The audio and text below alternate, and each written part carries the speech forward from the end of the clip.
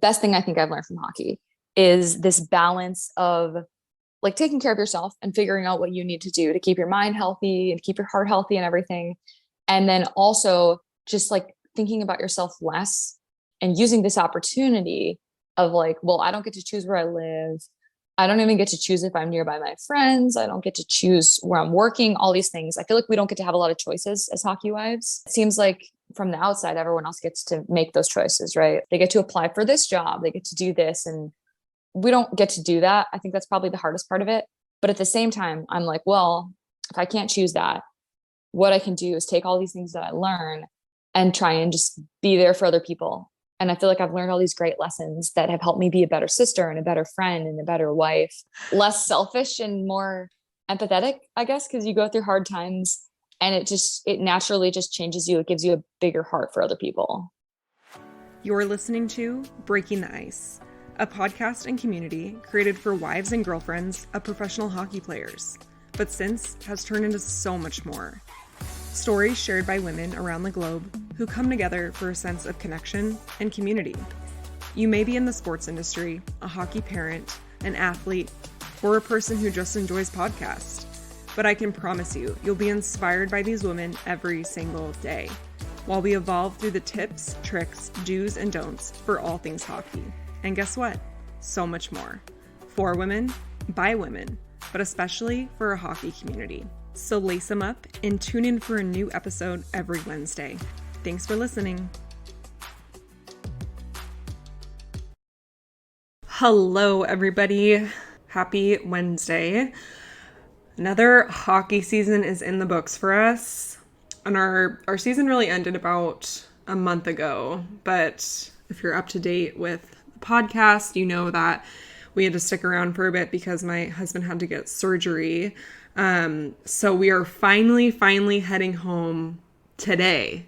So if you're listening, it's Wednesday. We are on a flight flying back to North America.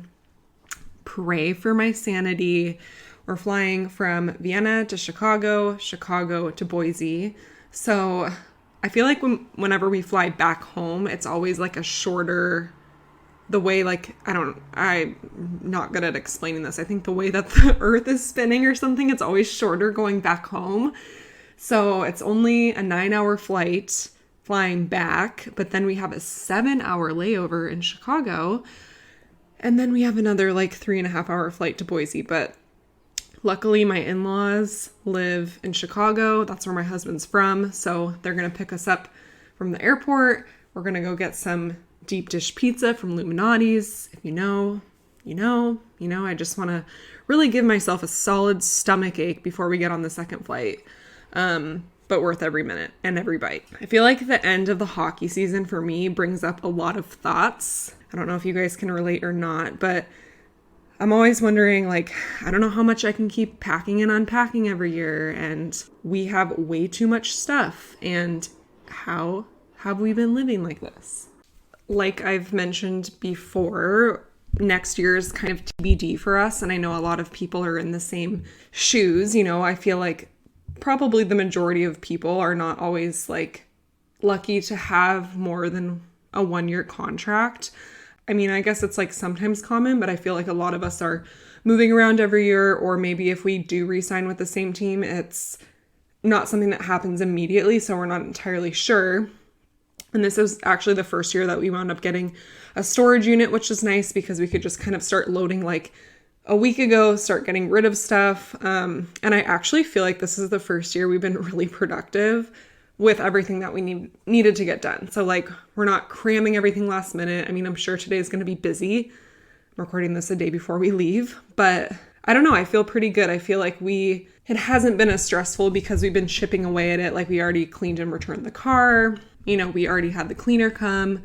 And then today, you know, they have to come inspect the house and everything. Or the apartment. So we're just kind of checking everything off a to-do list. Got to get our COVID test, yada, yada. You know the drill.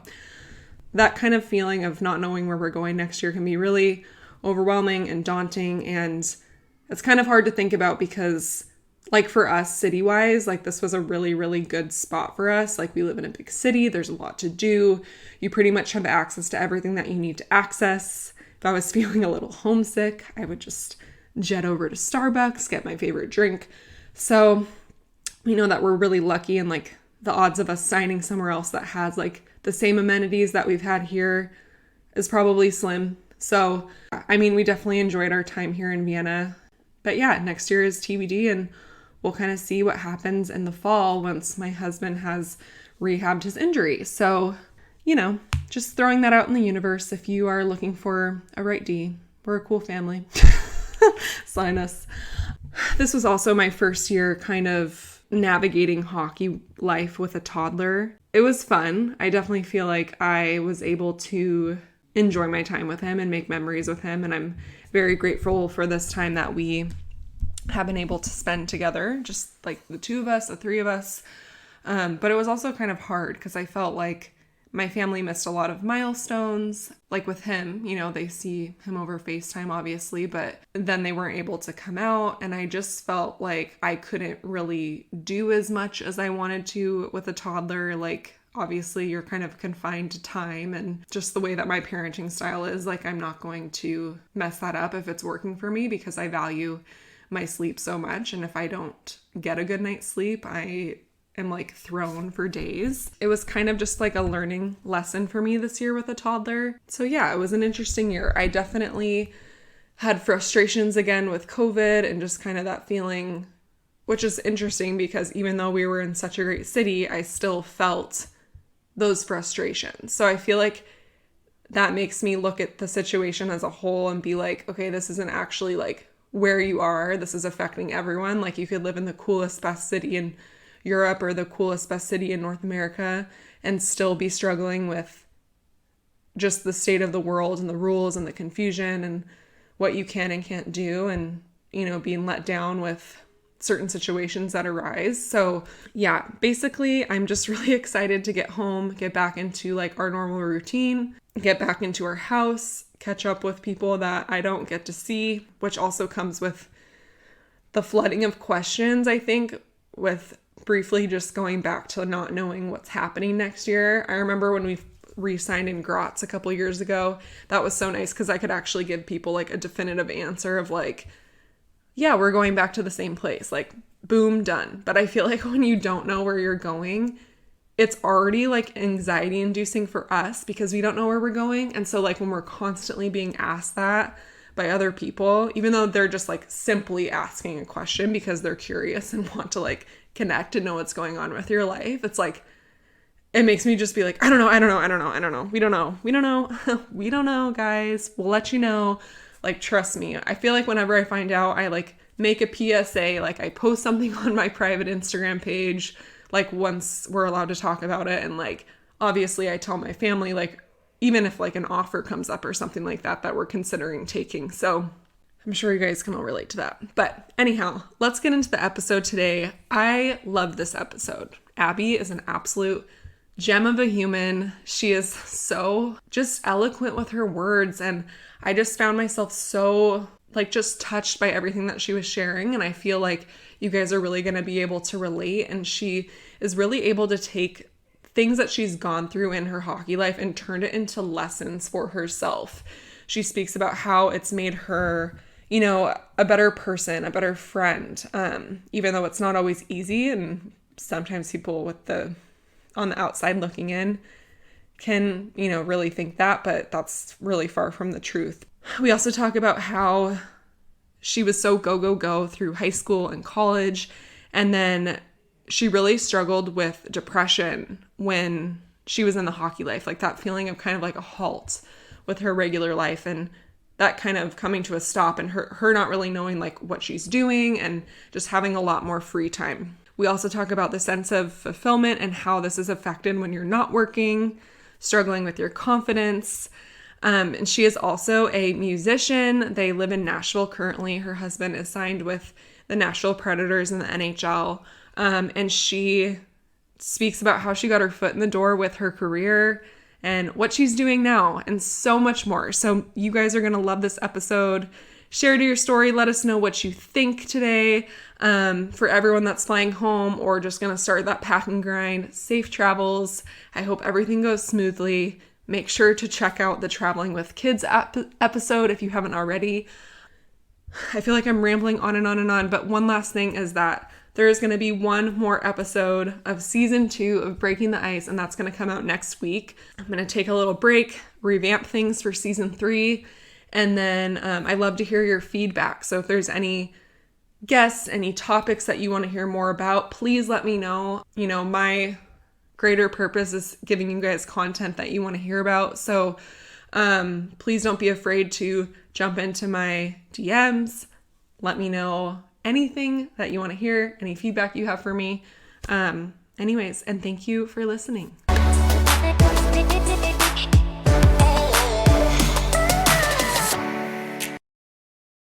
You just interviewed thank Erin. you. Erin was our coach's wife in college, actually.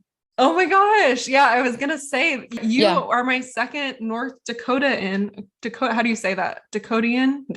North Dakotan. North Dakotan that I've had on twice in a row. I know, that's perfect. I feel like I'm learning that. I was just saying to my husband, I'm like, I didn't realize that like North Dakota was like a big like hockey atmosphere community. And that's pretty cool that the college is so well known for that. It's crazy. It's like an NHL cult following. It's pretty special. Okay, so I'd love for you to introduce yourself to everyone and just tell us a little bit about who you are. Yeah. Hi, everyone. My name is Abby Grimaldi. I am a hockey wife and Christian musician from Grand Forks, North Dakota. My husband is Rocco Grimaldi, and he's currently with the Nashville Predators and will be a free agent this summer. And I started dating Rocco in 2012. We met when I was just starting college at University of North Dakota. He was playing college hockey there. And it was my first boyfriend. I was his first girlfriend. Very sweet. And then we got married in 2016, right after I graduated. And I've been moving around with him ever since. Okay, so you, like many of us, just met a guy, and then all of a sudden you're in for a crazy ride. So you're in college, you guys get married after college, and then you kind of get thrown into the hockey world. What was that initially like for you? Were you like, holy heck, what is going on? Or did you just kind of take it as like just a fun adventure? Both, probably. So my entire life was a really just standard. My parents were both accountants, and I had family nearby. I had a good church atmosphere, a nice public school system, all sorts of activities. And I guess I didn't realize how much of a blessing a normal life can be. And I think when you grow up a certain way, you don't know any different. And so you don't realize like what is going on in your life, I guess. But I always dreamt of actually moving away and pursuing music and ministry. I actually kind of thought I was going to marry a pastor. But I think it was my destiny to move around and do things. And I feel like it was definitely for me. But at the same hand, I feel like I was totally blind to what it was actually going to look like. I don't know if it's because I'm like the baby of the family. So I always kind of followed in my older sister's footsteps. I'm very driven, but I'm also very go with the flow. Just kind of like have fun and just laugh about everything. And so I don't know, for whatever reason, I remember before we got married thinking like, oh, it's going to be great. Like we're going to live here. And I honest to God thought that he was probably just going to like be one of those guys that just plays for the same team for like their entire career. Like yeah. I don't know. I was just so clueless. And yeah, so probably both. I enjoy the adventure and I love how close it makes our marriage. And I appreciate everything that I've learned from it and the different people I've met and all those just kind of like the diverse experiences you have. But at the same time, I had no idea what I was signing up for. Are you type A or type B? Both. I think it depends on the thing. That's I keep funny. a really clean house. And when it comes to music, I'm constantly practicing, recording myself. I have a music degree. So I'm like very trained, very probably similar to the guys in that they all have like their, you know, their regiments and things. But in other ways, I'm very, very type B. Yeah, that's funny that you say that. I feel like I'm the same, like in different ways. Like sometimes I'm very like, yeah, I don't care, like whatever. And then some ways I'm like, need control over certain situations that I don't have control over, such as hockey. So but Yeah. I totally related to what you're saying, because I actually also had never moved away from home until I left for college in Idaho, because I was kind of getting that itch to like, I want to move away. I want to go somewhere where I don't know anyone and just Yeah. kind of like start fresh. But I also had no idea what hockey would look like. Like I thought kind of the same as you, like, oh, this will be fun. But obviously it comes with a lot of, challenging times, especially when you get settled somewhere, have like a really good group, and then kind of have to uproot and move. So how many times have you guys actually like had to move around for his career? Um, Do you I feel know? like You're like too many to okay, count. yeah, kind of. Well, it's kind of a padded stat because you have two moves by default every year, like coming to your off-season destination and then going to your season destination. True. But if you really include, it's funny, it's all a blur at this point. It is so funny. We're coming up on 6 years of marriage. The number is like 16 times, I think, Oh my in God. 6 years. And I don't even know how that's possible because he's only been with like two NHL teams. But it's just been, it was a lot of moves the first while, I will say, because the day after the wedding, you're not going to get over this story. So the day after my wedding, I packed up 3 suitcases of my favorite things. And I like left my parents home, and Rocco's parents, we got married in North Dakota where I'm from. And Rocco's parents like flew my bags with them to California where I was going to be moving. And we went on our honeymoon. And I was like 22 years old. It was like the craziest possible way that you could like leave the nest. Like I cried so much on my wedding day. Like I was so excited. But yes, that That's was so my funny. first move. And then from there, it's been a lot and definitely more than I anticipated. And I'm actually really looking forward to wherever we're going to be moving next. I think it's going to be fun. And I don't know if you feel this way. Sometimes a move is hard and you're not ready for it. And other times a move is like exciting. At least for me, I love the idea of like a fresh start and new experiences. And so, yeah, sometimes it's exciting, sometimes it's not, but you just got to roll with it. Yeah, for sure. I was actually having this conversation with Wendy Tippett. I don't know if you listened to that episode, but we were talking about how like you do kind of get that itch to move. And like even in the off season, like in Idaho where we live and where we're from, and like where I long to go like all year, because that is my comfort zone. I'm like such a homebody, but I'm like at the end of the summertime, I'm like, all right, like where are we going? Like I'm ready to, like go somewhere new and like meet new people and like get a change of scenery. Yeah, I think it's fun. And maybe it's the artist in me. If Yeah. anything, I Yeah. feel like I just like really, it's funny because you hate the hard things, right? Like anything in your life that is hard, it's like you really repel it. Like, I just want to be comfortable and settled and everything. But at least for me as an artist, I feel like it's like the greatest blessing in disguise because when you move somewhere and you don't know anyone and no one knows you, you could like wear the craziest outfit. No one would even know who you were. Like it wouldn't matter.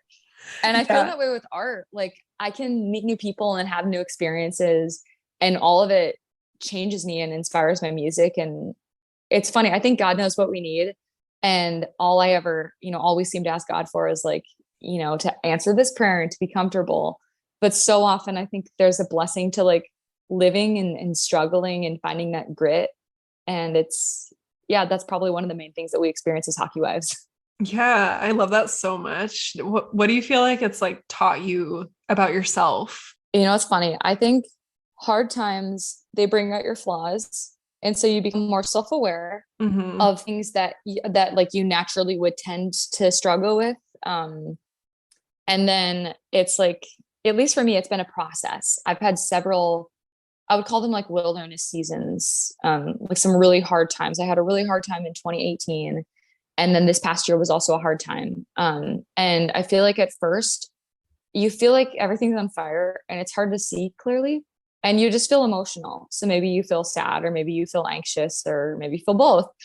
And then it's hard for you to like, it's hard for you to kind of find yourself in those seasons because you're just like, you're trying to hold it together and do this, and this, but it's kind of like you're processing things. And it's hard to like understand your own life, I guess is how I describe it.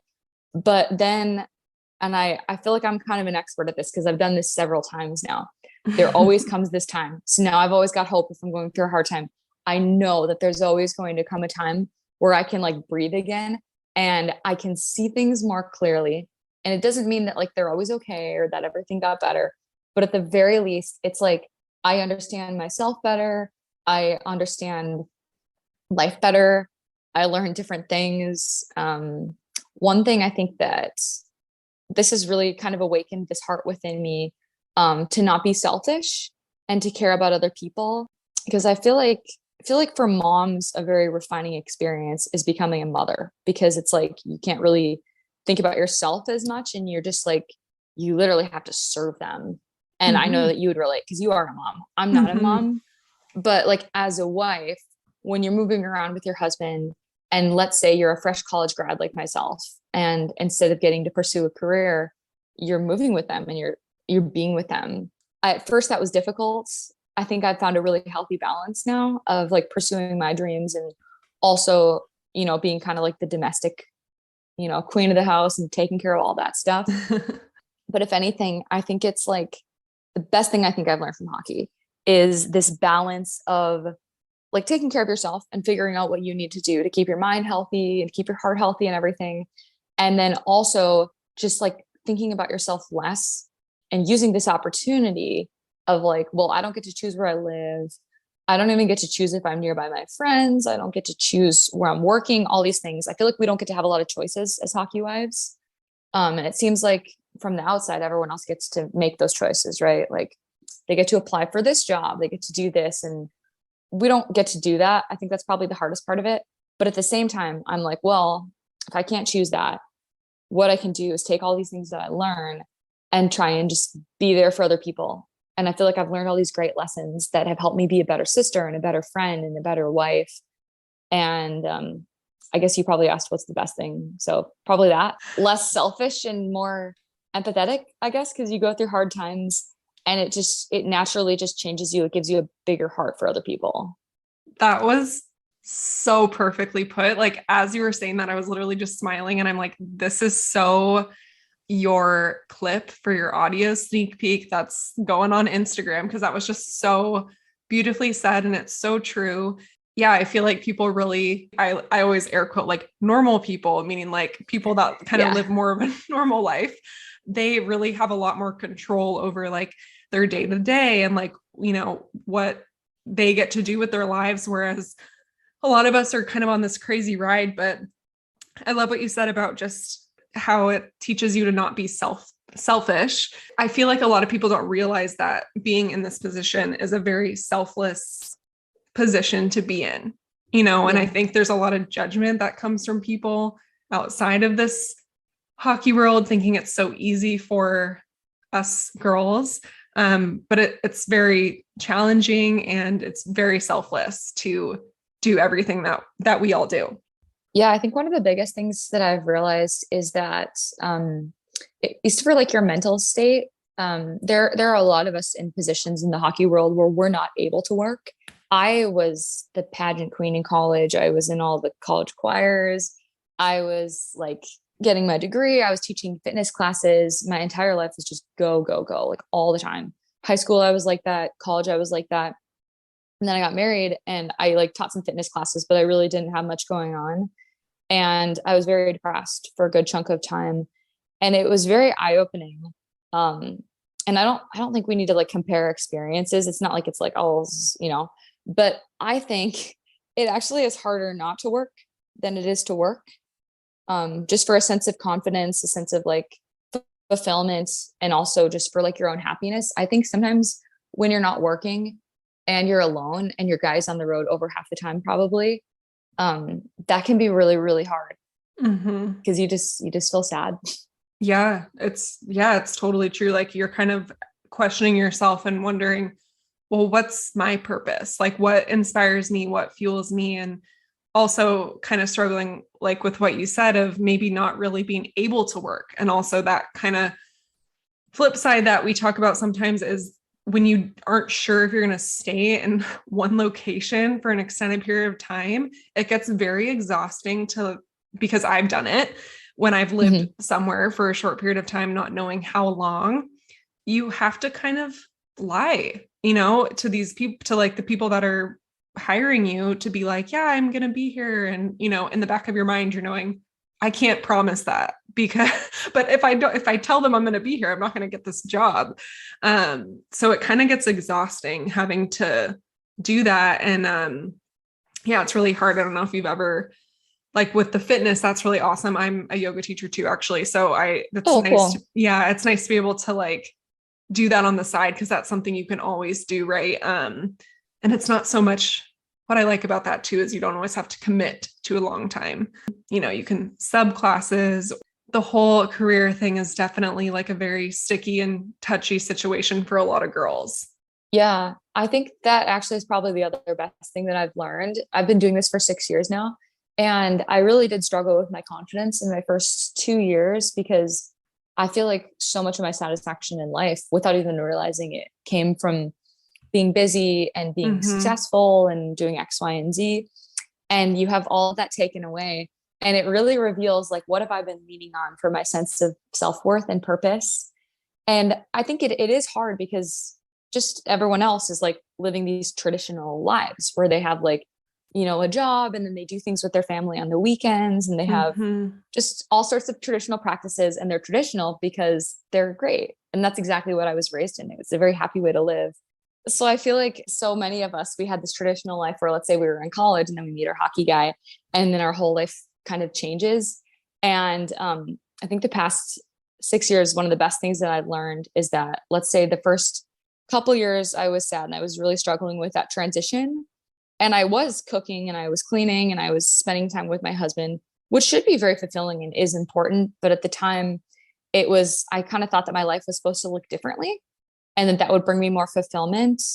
I do have more things going on now with music, which has been very fulfilling for me. But at the same time, I think I'm actually feeling more confident in my position simply as Rocco's wife. And I think that that is totally valid and really valuable.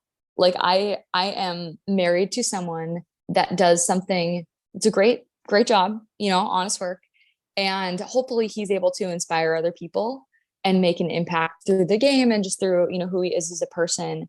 And I think to myself, even if I wasn't doing music, the fact that I'm cooking his meals and providing like a safe, clean home for him to come home to, and just spending quality time with him and helping his heart because they also have so much pressure. I think that that is like one of the most high callings in my life. I'm very proud of that. I'm not going to diminish it and say, oh, it's just doing the homework. I think that the work of the home is really important, whether you're, raising children or just preparing a home for your family. I think there's so much value in that. And I wish that people talked about that more. Kind of going back to what you said about that time when you found yourself feeling just really depressed of going from that like busy grind and just, having something that motivated you and kept you busy to really feeling like you weren't doing anything at all. Do you feel like that was something that was easy to communicate to your husband? Do you feel like he understood? Because I feel like sometimes with our guys, and I feel like I can speak for a lot of people, it's like they've been playing this sport since they were so little, like 2 years old, right? Yep. And then they move away and they go play junior hockey, or that, they're like living these lives for so long. And then it's like they meet their Mm-hmm. person, they get thrown into this. So many of us have lived a very like stable, normal life. And then it can be kind of shocking. And I think there's so much self-growth that occurs like from when you enter this world, Yeah. all the way to the end. And you're like, you will never learn more about yourself. I feel like in this period of time in the hockey world, I truly believe that it teaches you to be so independent. But sometimes I feel like it can be kind of hard for the guys to understand because they haven't lived such a traditional life as many of us girls have. Yeah. I think this is true for any relationship. It is so funny. I don't know how long you've been with your guy. How many years? We've been together for 8 years. Okay. Yeah. So Rocco and I have been together for almost 10. And at first, like you said, the same way that they don't always necessarily understand us, we have so much to learn about them. And I actually met Rocco at Olive Garden while I was working the night before I started college, and his mom was there. So I met his mom the Oh same my day God, I that I love met that. him. I Kind love of that. funny. And then she came to visit. We were friends for like 2 months, and then we started dating. And then shortly after, his parents came to visit. And I just remember her sharing so much information with me. She's a talker, but in like a really endearing way. And she was giving me so much information.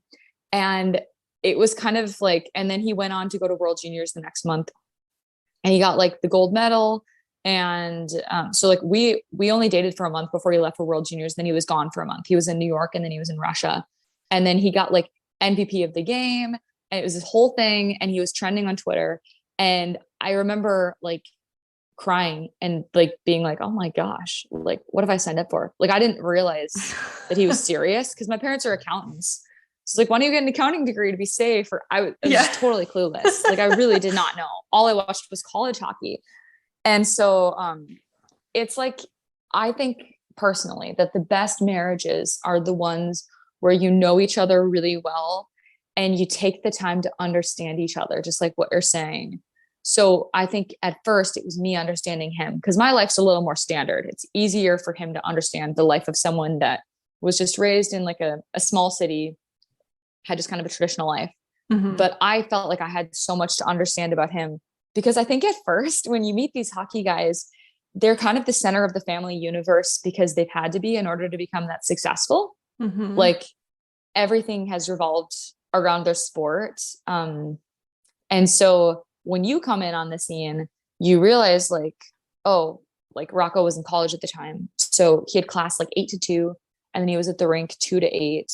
And he had 3 peanut butter and jellies for lunch. He had eggs for breakfast. He had a rotation of what he had for dinner, and just, and so he was like a robot, and with a wonderful heart, but it's like a robotic type of life. And then I'm coming into the mix. He'd never had a girlfriend. I'd never had a boyfriend. So we also were figuring out, what does our relationship look like? I quickly realized that it was not going to look like my older sister's relationship with her high school sweetheart or other people, because for starters, he did not have as much time to offer. And there were just so many things, I feel like at first, that took a lot of effort. Our first year of dating, I feel like I was just like immersed in this brand new world, and it was exciting, but it was also like, this is kind of overwhelming. And then, so to actually answer your question, Rocco never really had to see my experience with that until we got married, because then we were living together and he was seeing me on the day to day. And I was completely entered in his world now. Before, he was in my world. We were in college together for 2 years in my hometown where all my roots were. And then the next 2 years, I was still at college while he was in his first 2 pro years. We'd see each other every 4 or 5 months, very minimally, but we always kept in touch. And we were getting married right after I graduated. So we had that to look forward to. And then getting married, the most interesting thing I think I will tell you is that it was his opportunity to see me in that situation and to see how hard it ended up being for me. And his first season, he got like 31 goals. Like he played really great. It was exciting, but it still was a challenging year because he wasn't in the NHL. He played like a few games, but so that was trying, and he just kept scoring, and it was hard in some ways. And the first thing I noticed is that our husbands want us to be happy. And I think that it is hard for them to see us be unhappy, because internally, I think they can't help but take some of the blame and think, like, this is probably my fault because it's my career and that's why she's having a hard time. I've never put that on him. I always told him, like, it's such an honor to be your wife. Like, I'm so happy to be doing this. It's an honor to serve you. My mom was a stay-at-home mom and my dad had a bigger career. And so I've always kind of had that natural model of the woman doing certain tasks. And so that was very natural for me. But I think it's not like you want to raise your voice in a way that adds stress to them during the season or creates a burden. But I do think it is important to communicate what you're experiencing, because ultimately you're married. And if they don't know you and if they don't know what's going on in your heart, I don't think that that's healthy. I will say my point person that I talked to is my mom during season if things are going on that are hard for me. Because I figure, I'm sure you've thought about this too, if a season is hard for me, I bet it's hard for them too. Yeah. And it's kind of like an unspoken, like you just know each other. So it's like, sometimes I think we need to have people that are not each other to talk to and to lean on for support, because like, if you're having a hard time, it's better to not add your hard time onto them. I guess what I'm saying is that there's a balance between communicating and being close, and also using other people for support. But I think that in general, he knows me so well now and I know him so well now, that we're comfortable around each other, and it's a safe marriage where we can express what we need to. And I'm really grateful for that. Yeah, I completely agree. I think it's important to be able to have people you can talk to, whether that's family. I feel like with friends, it's hard because they don't always get it outside of, if they're not living it really. And so it's can be kind of confusing to explain, but even just, I've found that other women in the hockey community, like we all have so many similar experiences. And like, I feel like our partners are very similar too, and just the lifestyles and the struggles and stuff. So I have found a huge sense of peace by talking to other women, being like, oh my gosh, I'm not alone. Other people do feel this way. And kind of finding humor in situations too, trying to make light of things that, maybe aren't so funny, but trying to find the humor in it. But I also wanted to just mention too, I totally was relating to what you were saying, like when you guys first started in the journey of feeling that overwhelm and just like, what have I gotten myself into? And I think maybe for those people that are listening that are kind of like maybe newer dating their significant other, you're not alone if you're feeling that way. Like Abby just said it. I agree with it. Like, I think it's really easy when you're in a new relationship, especially when you're with a hockey player, to get yourself in that comparison zone, especially when you're seeing like your friends in relationships, like in college and stuff, that don't have these really busy schedules and careers going on the road. And there's not as much time for really to focus on each other so much in a brand new relationship, which is usually what happens in a, again, air quote, normal relationship. So yeah, I totally resonated with what you were saying with that. On the same hand though, too, because I don't want to scare people. I recently met a hockey girlfriend this past season that's kind of newer. And it's kind of like you're looking back at yourself like 6 years ago, kind of a situation. And it's good to help them feel understood. And we had such like a nice little conversation, I was kind of asking how she was doing, and, told her that I was always here if she needs someone to talk to. Because I've never felt more alone in my life than in this experience, for sure, just because it kind of wrecks you. Like you don't relate to people as much because you just have such like a different life situation. I feel that. But but that being said, I feel like it also too is really incredible. I think it is so exciting. I love hockey personally. I love watching hockey. I grew up watching hockey. I remember when we started dating, I was like, this is either going to be so fun or this is going to like ruin hockey for me. So let's see where it goes. Yeah. But I like love hockey. When the season's going good, I know people like hockey wife term be weird. I love being a hockey wife. I love it. Like I am not embarrassed to wear his jersey. I think it's so fun. I love hockey culture. I love like the fans in Nashville the past several years, incredible. Yeah, I've heard they're great there. Just so sweet. I can't think of another pocket of people that have loved me more and continue to love me. Like majority of my Facebook fans are Nashville fans. Oh, and that's so like cool. It is so cool. Like you are far from home. My family's up in North Dakota. I sit at those games alone most of the time because just the way like NHL seating works, every wife gets like 2 tickets and we're actually spread out throughout the section, at least with our team. And then some teams have suites, I know. So like sometimes like if you don't bring a friend, you're actually just like sitting alone next to a bunch of random fans. And that's happened. Like Rocco, let's say he got like a big playoff goal or he's had like a big game or whatever.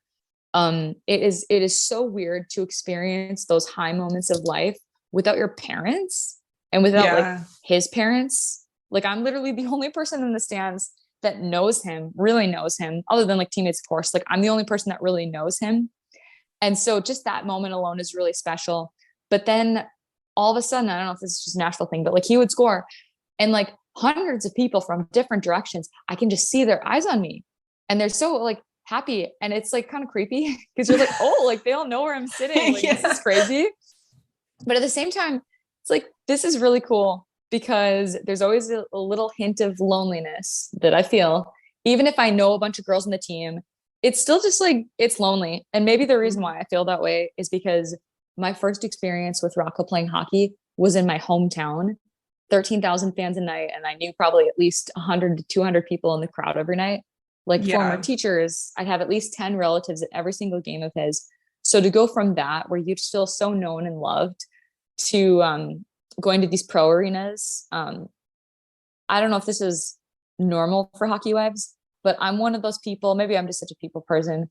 I like really appreciate the employees that I see every week. And I've got friendships with them, like Larry, Dave, and Steve from my section. Those are my boys. Lasonia, like my door girl. Oh, I Like those are love my that. buddies. That's Yeah, just awesome. people like that. I think that probably tells me that I am a little lonesome for home, because I really, I really just like appreciate seeing people that become familiar faces. Yeah, I love that. And thank you for normalizing that too, because I feel like people don't really talk about how lonely they are. And like, if sometimes if someone says I'm lonely, like people feel like they need to fix it. You know what I mean? But it's like kind of like an internal feeling. And it's like that sense Yeah. of just not being at home or not being with your support Mhm. system. And it's really hard. And I told you I was listening to the podcast that you were on, but I really loved the comparison that you made about the hockey community kind of being like a revolving door, and how you can Yeah. meet someone for 2 weeks and be in touch with them forever. Or, like sometimes you might not really vibe or click with the group either. And it's like, it's just kind of an always interesting situation. Has that experience been hard for you moving from team to team? Is it something that is, natural for you to really like throw yourself into a new group whenever you are moving, or what has that been like for you? Yeah, I think it's interesting every time and it's always different. When we were in this first AHL team in San Antonio, his first year, I was like one of the only wives in the mix, but I was also young. Like I was 22 when I was a bride. So like really young. But I had some good friendships that year. They were younger than me and no one had their families there. So they were more like free. And then I feel like NHL teams, depending on the age and then depending on if they've been like an established team or not. So like we came shortly after the Predators went to the Stanley Cup final. So the team was like a really established team. We were kind of one of the only new faces. And I also felt like I was actually younger than everyone. So that experience definitely didn't feel the same as like when I was freshly with a new like AHL team type of situation with girls that were more my age. Yeah. And so my Predator situation, they were so nice to me, but I also didn't feel like I was like the same age as most of them, Like a if that makes different sense. life phase. It's like Mm-hmm. it's very hard to like connect sometimes when you're in two completely different phases of life too, if that makes sense. Yeah, it was mostly, I felt like maybe like a younger sister, like I felt maybe 3 years younger than the average. But Okay. that being said, I think I'm kind of a funny person. I feel like I'm like a child at heart. Like I'm like very much just baby of the family, like goofy little kid. But I'm also kind of an old soul. So I've always felt really comfortable. I don't know. I'm just a people person. I love meeting different people. I think it's really fun to meet anyone in the hockey world. I've always really connected with like the Swedes. Like there were some Swedish girls on our team the first few years we were in Nashville. Um, and just like, I don't know if it's because I've got that Scandinavian root. I'm like a Norwegian, German, Swedish blend myself. But yeah, it's such a mixed bag. And I think the older you get, the more your expectation changes. I think before we got married, I was like, oh, like, his career is going to be perfect. And I'm going to have like really close friends. And I'm just going to, you kind of think that the life you had before is going to be the life that you have, just like Mhm. optimistically. And then you realize like, oh, I guess it doesn't really like work like that, but that's okay. And you know how you kind of said it's nice to normalize being lonely. I think it's totally cool to normalize like having a nice relationship with everyone on the team, but like you don't always hang out with everyone on the team. Mhm. And maybe sometimes you don't even hang out with a lot of them. Like maybe you're not getting a lot of invites, or maybe they all have kids and you don't. I think that's totally cool. I think everyone gravitates towards who they're going to gravitate towards. And also like sometimes there's going to be a lot of turnover. So this team's a completely new group So then these new people make friends. And it's funny. It's like, I'm from North Dakota. So my graduating class was like 270 people, I think. There were two Wow. high schools in town. So it was small, but it wasn't like tiny. But even then, it's kind of like those are the people you have to choose from to be friends with. So maybe like if you were from a bigger city, you wouldn't be friends with that person. But in this situation, you have the opportunity to get to know someone that's maybe older than you or different than you. And just in that regard, I think it is really cool. I love that I've had the chance to get kind of out of my box and meet different people. I think that's probably one of the biggest blessings of hockey, and I'm guessing you'd probably agree. Totally. Totally. Yeah. It can be really heartbreaking too when you make a really close friend. I mean, like I've played with a friend who we played together for one season and she was in my wedding and we still Oh, are like in touch, and she's coming to Nashville to my retreat. And like, it's one of those people that I just felt like I had like a soul connection to. And so that was really hard because yeah. like the next year, they weren't there anymore. And it was like, no, I just made this like best friend and now it's so hard. But I've also been on the flip side where I just feel like, everybody can get along and it can be great, but you don't always have to like be hanging out all the time. Or yeah, I mean, everything you're saying, I feel like is so perfectly said. Like I'm just sitting here, I'm like, just keep going, keep talking, because it's so true. And I seriously relate to everything you're saying. I feel like so much of life is expectation. And I think the older I get, Mhm. I'm 27 now. I turn 28 next week. It's kind of crazy. Um, Happy I feel birthday. like thank you. I feel like I'm like 40 on the inside just because the past 6 years of everything I've learned, like, Same. yeah, all these Plus experiences, COVID. they just like wash you clean. Thank God though, like I think about who I was, and I've always been a caring person. I've always, tried my best to do the right things and stuff.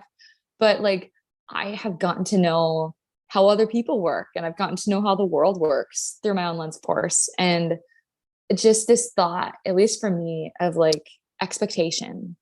What does expectation look like in a marriage or in a friendship or in like the wives group?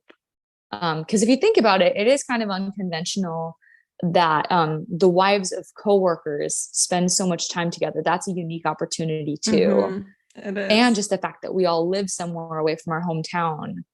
Um, so just all sorts of areas. I think career fulfillment, I've changed my expectation to now.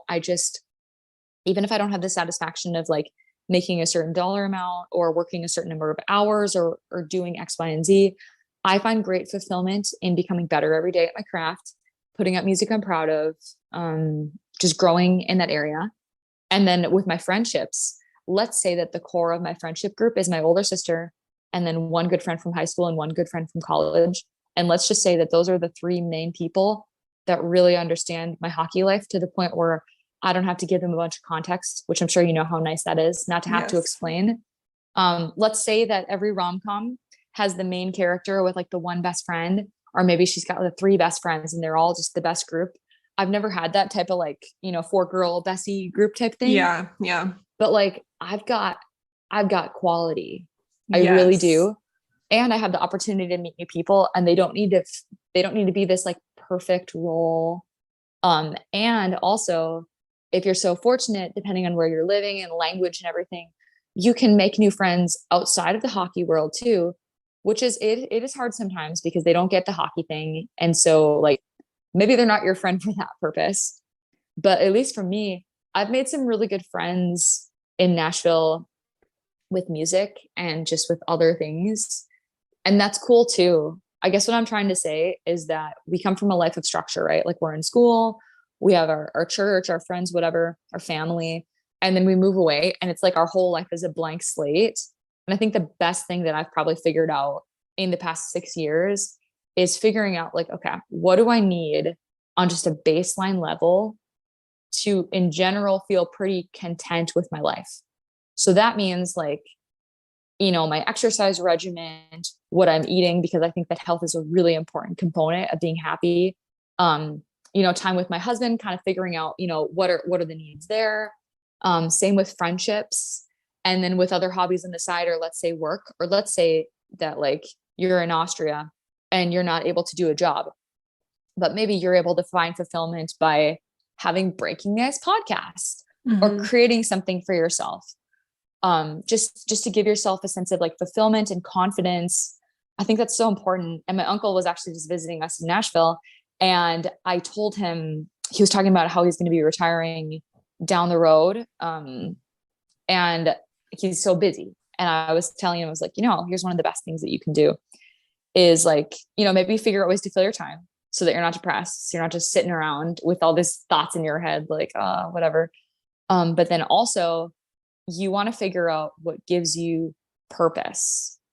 And I think if I were ever to write a book someday, which is kind of a dream, maybe, it would probably be something about like living your life with purpose and really figuring out how that is actually the key to your happiness. Because like, I can only do so many workouts without feeling empty inside.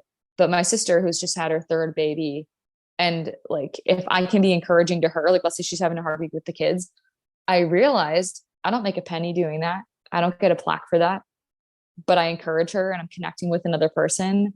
It's like, that's a light bulb moment. Yes. Because that's what life is all about. It's not about like what people see and how they perceive you and what they think about you, or, even really like what you think about yourself. It's just about like, how can I use what God has made me for in a fulfilling way? And I guess maybe that's the answer to what I do with hockey, because I can't control what's going on with my husband's career. If it's a good season, if it's a bad season, if we're about to move somewhere, if I'm unsure of what's going on, I can't place my happiness on that because I can't count on that. Things can change at the drop of a hat. And I can't always count on my happiness being from like girls on the team or even just friends. I can't always, base it on other people. We can't always base it on our looks because we're all going to age and maybe that'll change how we view ourselves. Like there's so many things that we can't base our peace and our happiness on. And so for me, my Christianity has always been really the cornerstone of my life, because I know that at the very least, I know that God is in control and that he cares about me, cares about all of us.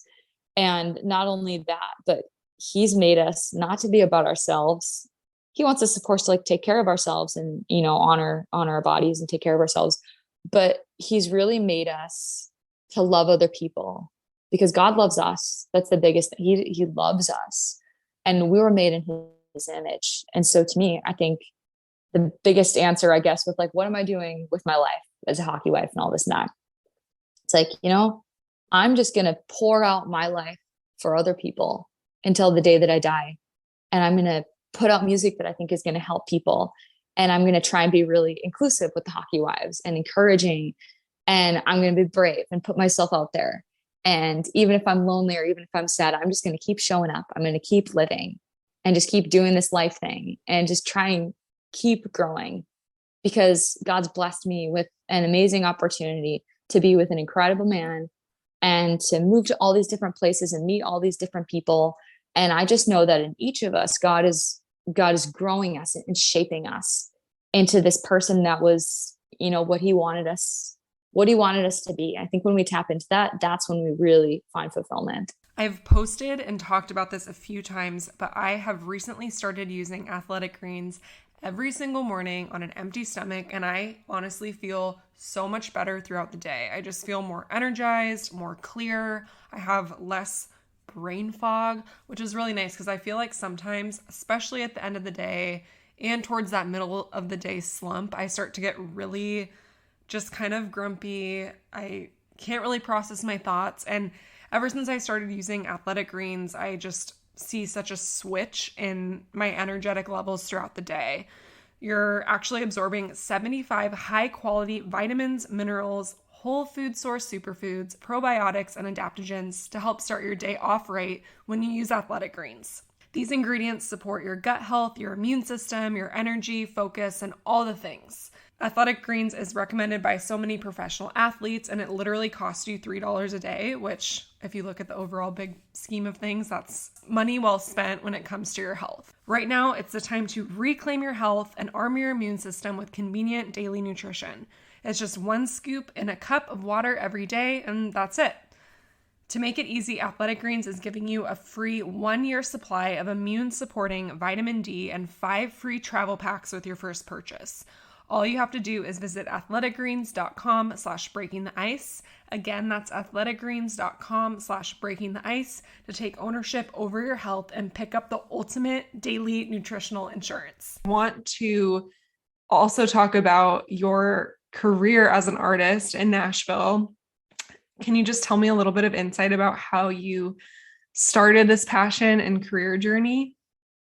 Yeah. So my dad loved music growing up. He played guitar and he never did like formal lessons. And so that was something that he was really passionate about my sister and I doing. So my sister and I started playing piano when we were young. And then I played violin, I sang, I danced, I was into acting. I did all the performance-y type stuff.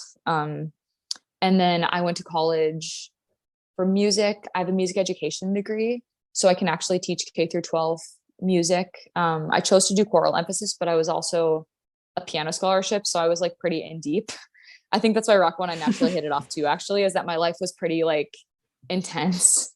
Like it was really go-getter focused and just in a different way because I'm not athletic. Yeah, so music was just like, it was it for me. I remember being in the 7th grade and I figured out clocks by ear. And I discovered that you can like use the bass line and create these chord structures to like figure out any song. And so then I just started playing like any song I wanted. It was really exciting for me. And then in college, I was a worship leader and I thought that that was going to be my path. But then I got married and I wasn't even able to really like lead worship at churches because we were just like moving around a lot. But one thing that I always could do was work on vocals and write. And so I would spend like, let's say 2 hours a day doing vocals, 2 hours a day writing, and I would work out. But I felt like a loser because it wasn't, no one was seeing it. It was really frustrating for me. And I had been so used to having all this, like, I was in pageants in college. So like, oh, look at my work. I can display it. It's fulfilling, check. Right. So you're getting kind of like that outside validation. Mm-hmm. Yeah, absolutely. Very performative.